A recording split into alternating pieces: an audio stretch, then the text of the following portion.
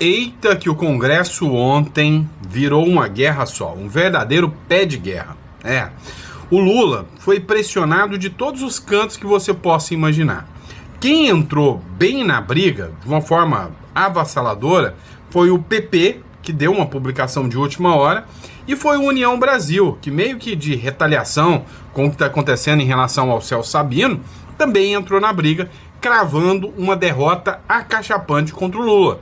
E o Lula entregou os pontos, teve que assumir a derrota e ficou feio para o governo petista. Mas tentou mudar na narrativa, mas não convenceu muito, e eu vou te explicar o que está acontecendo. Outro ponto que a gente precisa falar também, que aconteceu ontem, foi o Donald Trump, que fez um anúncio da retirada da lei Magnitsky. Pois é, eu vou explicar para vocês qual foi a medida adotada pelo Donald Trump. Isso aí causou um certo incômodo em alguns setores. Inclusive, a oposição brasileira sentiu que isso pode ser uma sinalização do próprio Donald Trump em recuar contra o Alexandre de Moraes. Enfim, vamos entender o que está acontecendo? No meio da expectativa que a oposição tem, de aumentar as sanções, principalmente contra figuras brasileiras, vem o Donald Trump e já começa a fazer a retirada de sanções da lei Magnitsky.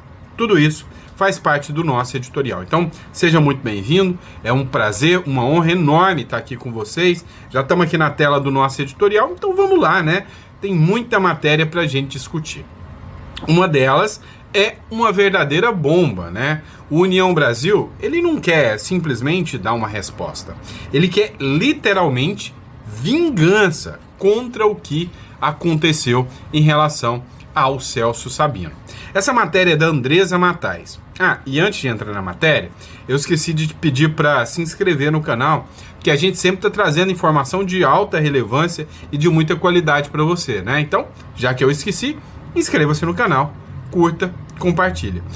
Também esqueci de falar para você que nós, estamos indicando a você a Imigra Mais, uma empresa séria, pronta para te ajudar com o processo de imigração, para te direcionar a uma jurisdição séria, para que você possa, inclusive, estar protegendo o seu patrimônio, tá bom? Dito isso, vamos de matéria, Bora entender o que está rolando aqui na República das Bananas.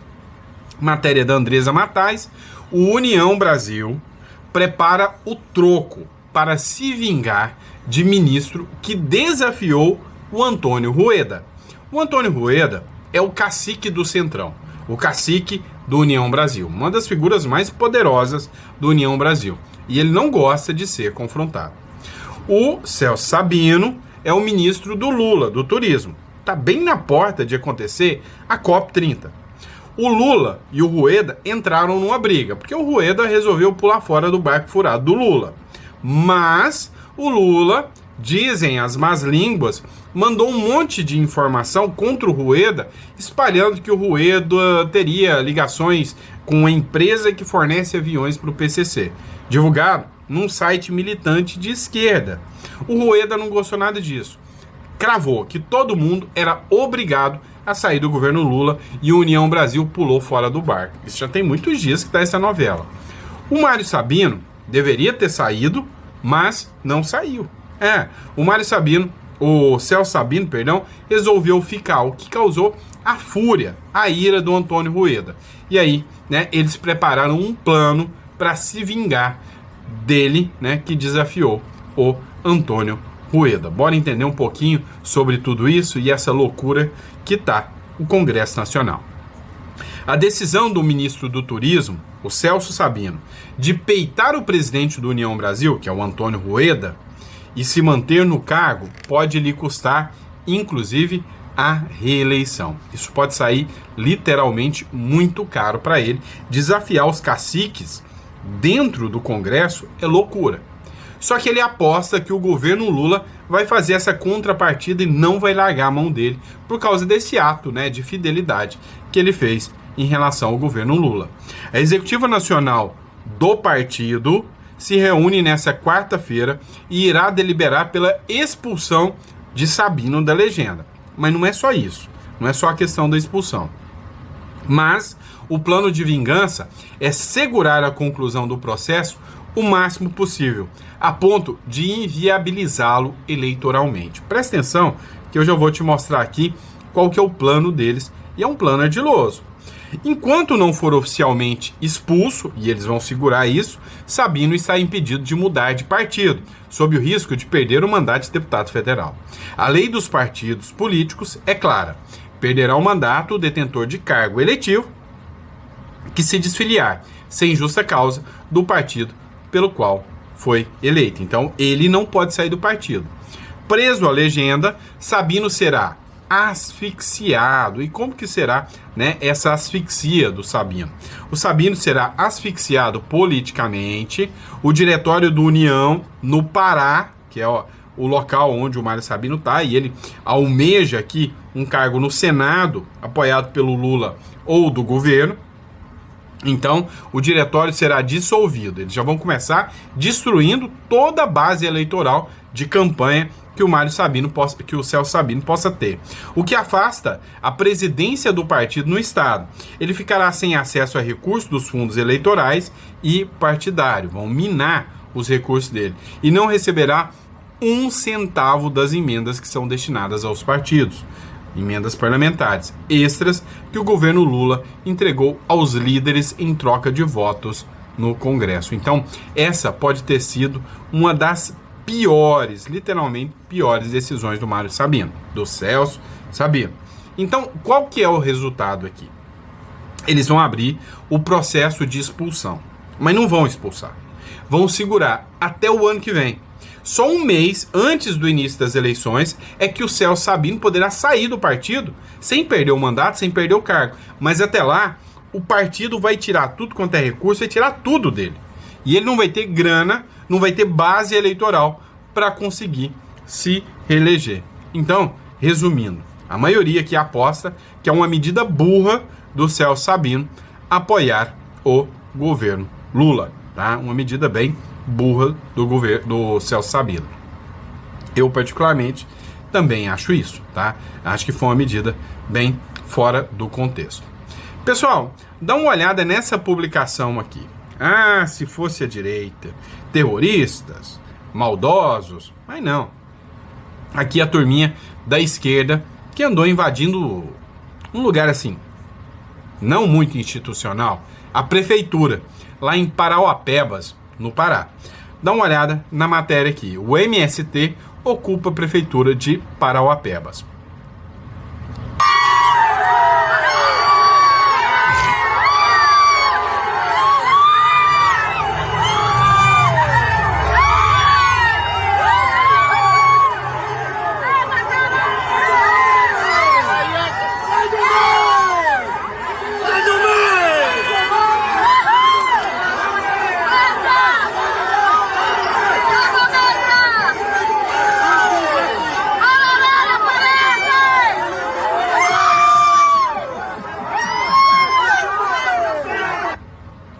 Pois é, a partir daqui, você percebe o quanto a esquerda manipula as pessoas mais pobres, né?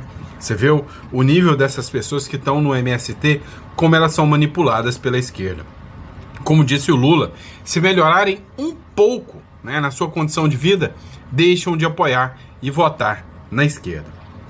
Agora, o grande ponto que eu quis trazer essa matéria com você é, se em vez de estarem de vermelho fazendo manifestações democráticas, se agissem da mesma forma, de camisa verde e amarelo, eram terroristas golpistas que precisavam pegar 17 anos de cadeia. O Brasil virou um verdadeiro pardieiro, que a lei não importa mais o que você fez, mas sim quem você apoia. Esse é o Brasil de hoje e isso é uma vergonha. Olha essa publicação do H2Foz, né? Um jornal de Foz do Iguaçu, tá? Olha só, Donald Trump retira sanções dos Estados Unidos sobre ex-presidente do Paraguai, tá, pessoal? Ó, eu tô aqui no Paraguai, vocês devem estar sabendo, eu já tinha até dito para vocês, né? E aqui, o ex-presidente acabou sendo sancionado com a lei Magnitsky e o Donald Trump acabou de anunciar agora a retirada, né, da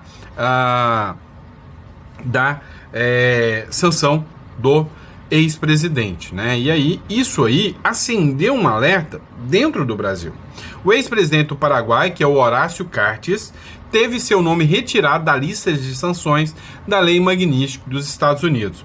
O anúncio foi confirmado nesta segunda-feira e Cartes celebrou o fim das restrições nas redes sociais. Ou seja, num momento, né, em que a gente está acompanhando o Donald Trump impondo sanções, impondo a Lei Magnitsky, essa retirada aqui acendeu, de certa forma, um sinal de alerta, né, na própria oposição. Será que com os diálogos que o Trump começou com o Lula agora, ele pode partir para esse caminho? Não sei, né? Mas que um sinal de alerta foi aceso, isso sim, tá? Sim, acendeu um sinal de alerta. Agora vamos falar da batalha que o Lula travou lá no Congresso e perdeu? Sim, tomou uma verdadeira surra, tomou um couro e teve que entregar os pontos, assumiu que perdeu. Primeiro passo, você precisa entender que o governo Lula não age de maneira muito democrática, não, né? É vedado ao presidente da República interferir nas funções legislativas. Quando o Bolsonaro pensava em fazer isso, ele já era categorizado como como é que eles chamam? Golpista. Agora o Lula, mesmo fazendo isso, é democrata.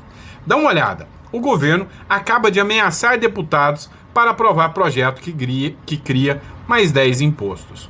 No G1, que o governo vai travar 10 bilhões de emendas parlamentares, ou o desgoverno que está aí desminta o G1, ou é uma vergonha quem votar por mais aumento de 10 impostos. E não adianta subir na tribuna e falar que tiraram e que tem que tributar as bets, porque quem tirou do relatório as bets foi o relator deputado Zaratini do PT. Não vem dizer que fomos nós, não. Nós queremos que bets pague imposto de tudo, aliás, nem que o povo jogue, porque jogo é uma desgraça. Por isso, a orientação do PL com muita convicção é não a esta MP que só quer surrupiar o bolso do pagador de impostos de quem produz no Brasil. Sim, a retirada de pauta, presidente. Deixa eu explicar para vocês o que aconteceu aqui para vocês entenderem. O Lula mandou uma medida provisória. Nessa medida provisória que o Lula mandou, tá? E você precisa entender, ela é uma medida provisória que servia, né, como alternativa ao aumento do IOF. O que aconteceu? O Lula mandou esse MP que aumenta mais impostos e ganhou o IOF lá no tapetão, lá no Supremo Tribunal Federal, ou seja, ganhou o IOF ainda no tapetão. Agora, o governo Lula está ameaçando, né, os deputados que não votarem nessa MP, que aumenta um monte de impostos, inclusive afetando o agro, afetando o setor imobiliário brasileiro. Então, uma verdadeira bomba que seria aprovada. Os deputados articularam para retirar de pauta. E olha só o que aconteceu, né? A movimentação começou ontem no Congresso, né? Isso se deu depois das 7h30, 8 horas da noite, depois que o nosso último editorial já tinha saído. Acompanha.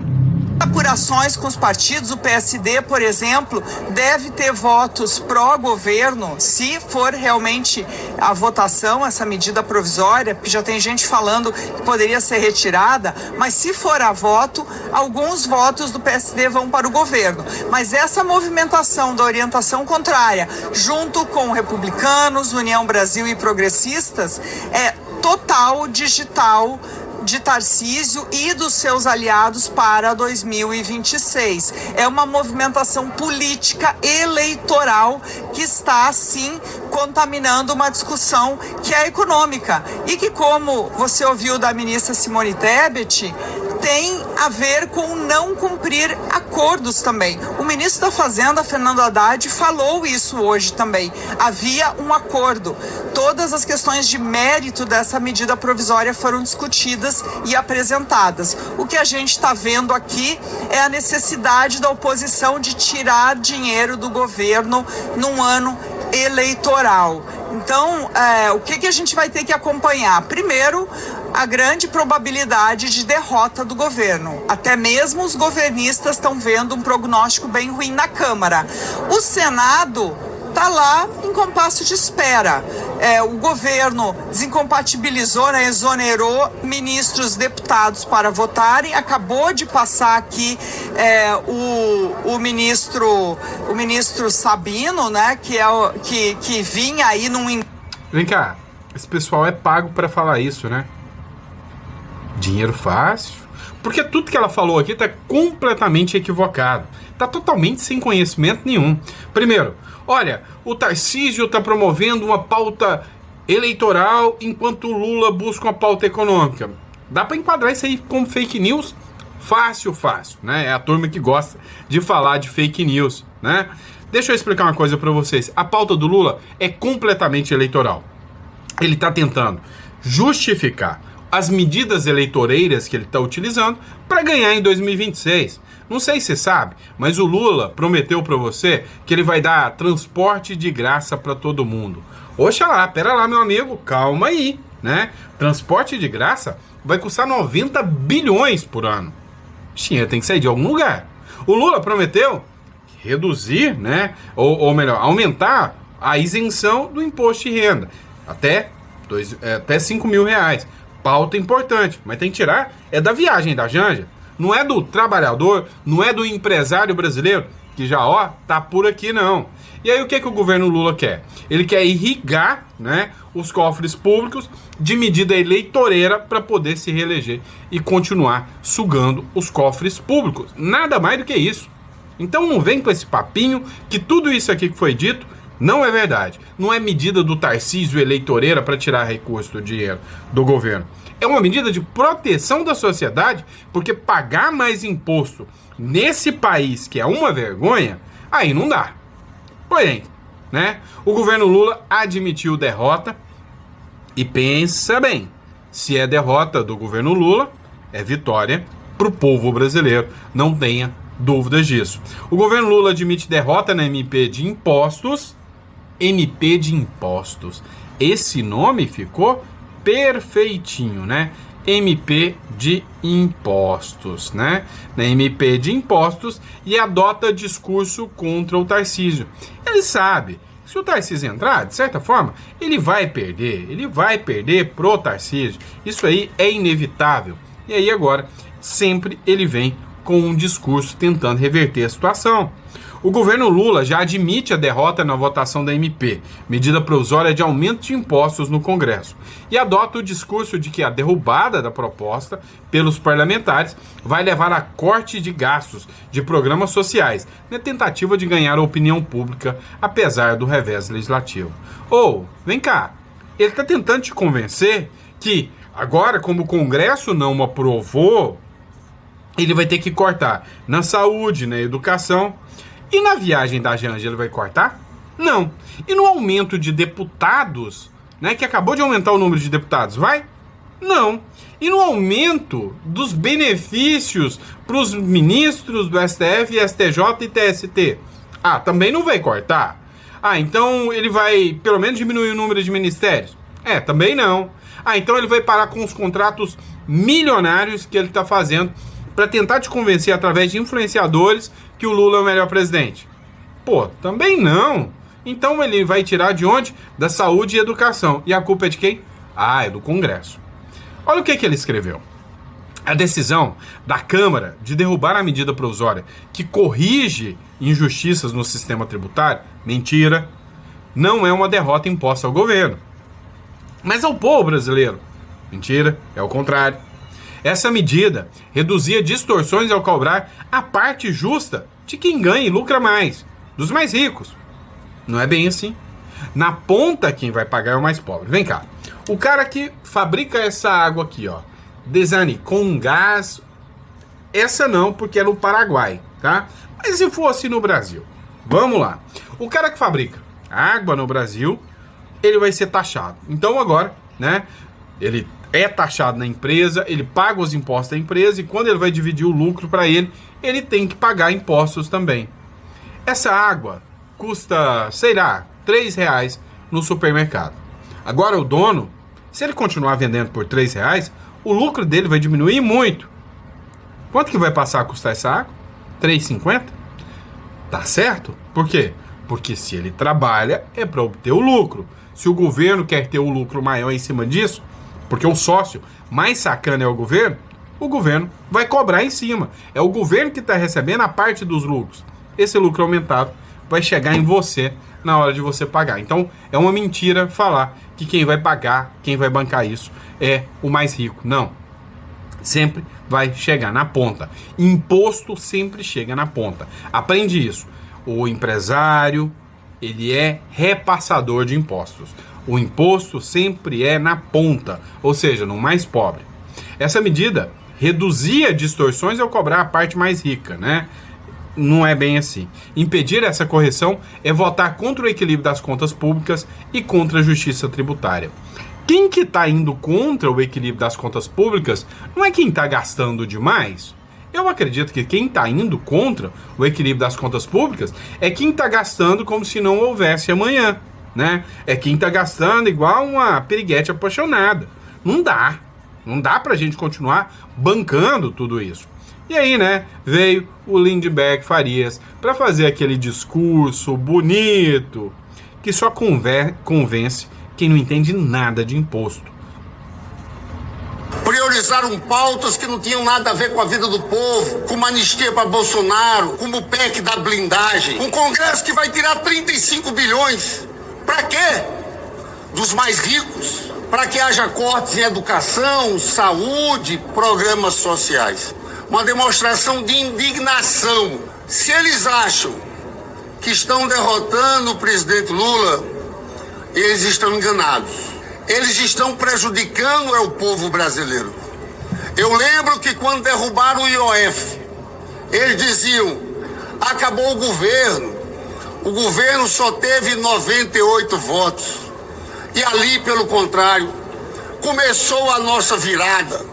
O presidente Lula que conduziu no debate sobre ricos e pobres.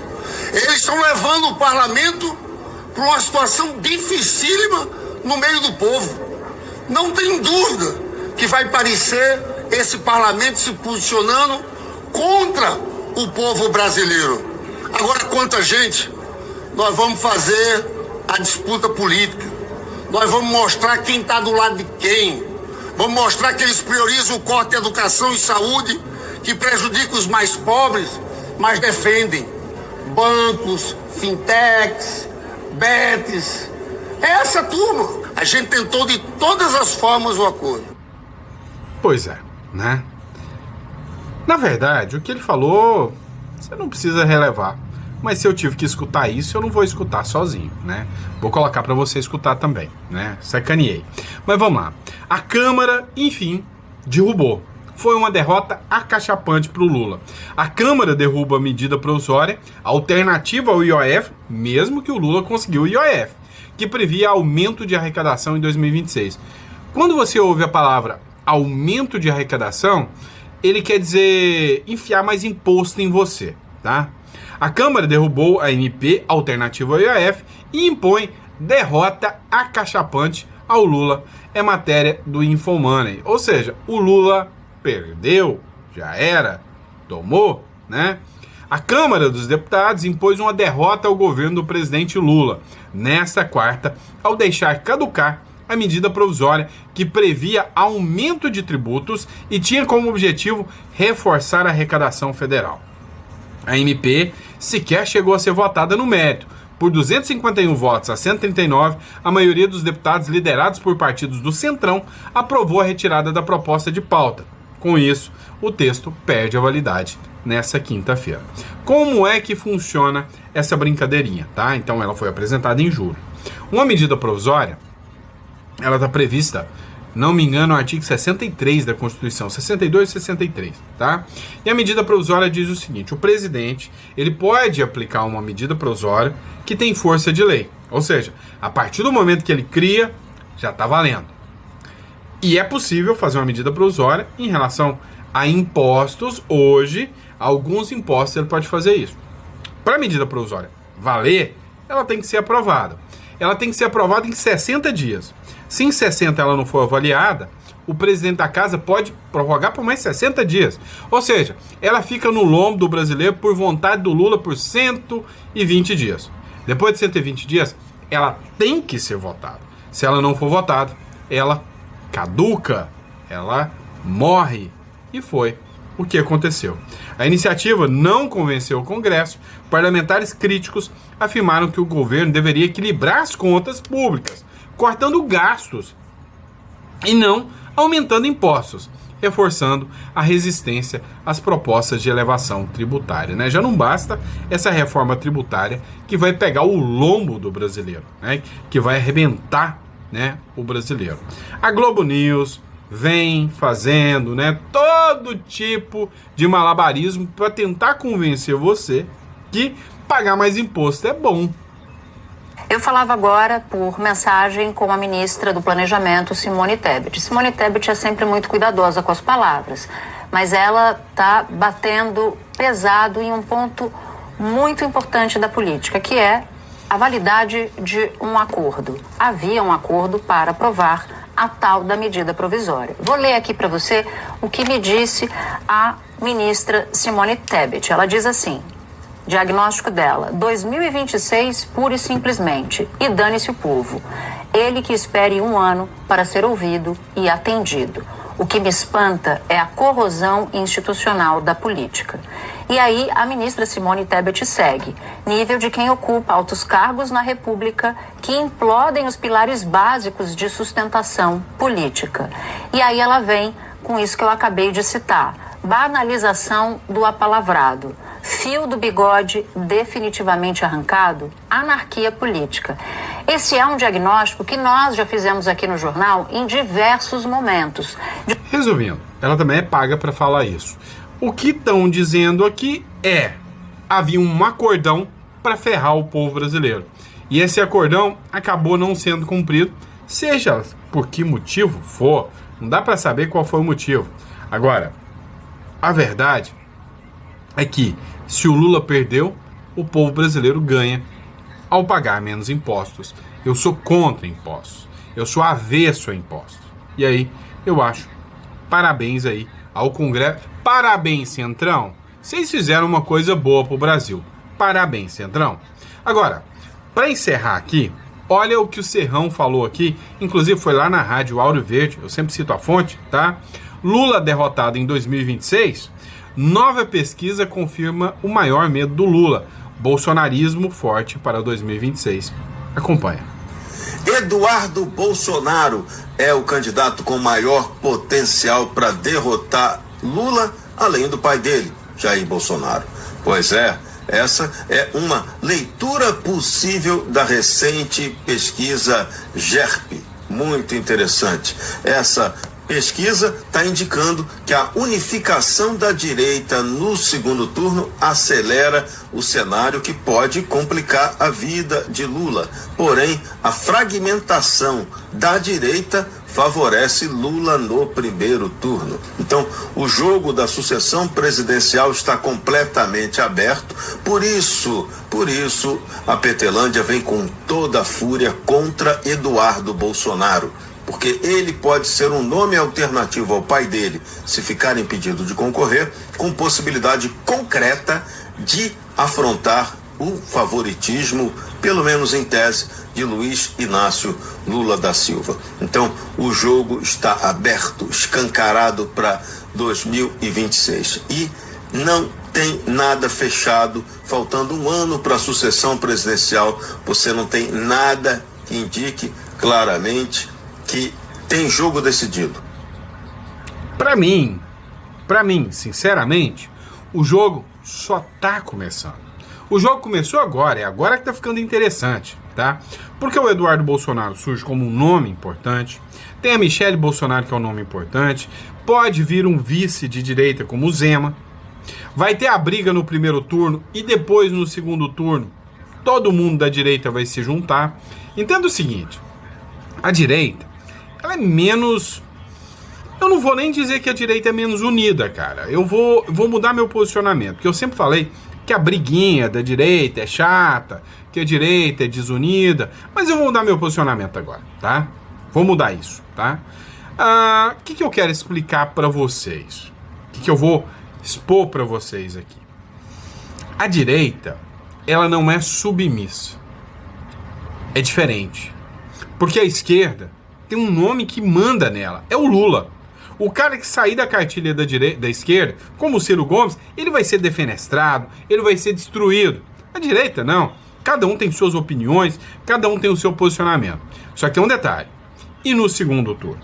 E no segundo turno, olha que só sobrar um nome de direita e um nome de esquerda. E no segundo turno, olha que todo mundo juntar Caiado, Zema, Ratinho, Michele, Eduardo, Bolsonaro, Flávio, você, eu, todo mundo da direita tá falando, olha, o candidato da direita é o Tarcísio, é melhor do que o Lula. Ou o candidato da direita é o Bolsonaro, quem sabe? É melhor do que o Lula. Ou o Eduardo, ou o Zema, ou o Caiado, ou o Ratinho. Você vai apoiar até o Caramelo contra o Lula, é fato. Então, meu amigo, quando chegar o segundo turno, a direita vai se unir, tá? A direita vai ter um posicionamento só. Isso aí preocupa o Lula. Mas preocupa muito, tá? Pode ter certeza, tá bom? E é isso, pessoal. Espero que vocês tenham gostado do nosso editorial. É um prazer e uma honra sem precedentes poder estar aqui batendo um papo e conversando com vocês. Olha só, se você quer entender um pouco mais a necessidade de você ter um plano B em relação ao Brasil, tá? Eu recomendo que você clique aqui na descrição e conheça, né, a Imigra Mais. A Imigra Mais, sem sombra de dúvidas, é uma empresa séria que vai te ajudar a conhecer um pouco mais sobre o Uruguai e também sobre o Paraguai. Você já pode estar agendando aí, a gente já vai começar a prestar esse serviço para vocês, tá?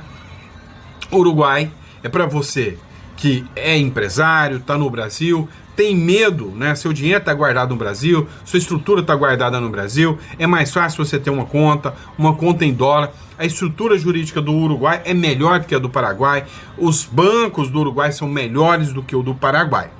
Já você que está buscando um modelo de vida mais à direita, mais alternativo, você quer sair do Brasil, aí já é um ponto de se pensar no Paraguai, tá? E para você entender quais os benefícios de um e de outro, você vai agendar uma consulta conosco.